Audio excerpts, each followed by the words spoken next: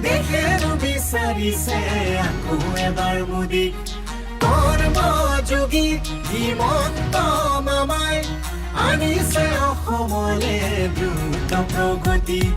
ৰঙালীৰে বতৰত আকৌ পদুম ফুলিব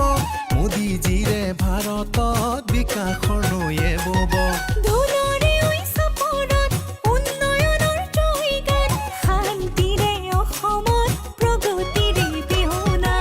অমৃতকালৰ বাবে আজি দেশ গতিময় বিকশিত অসমখনি হ'ল মোদীময়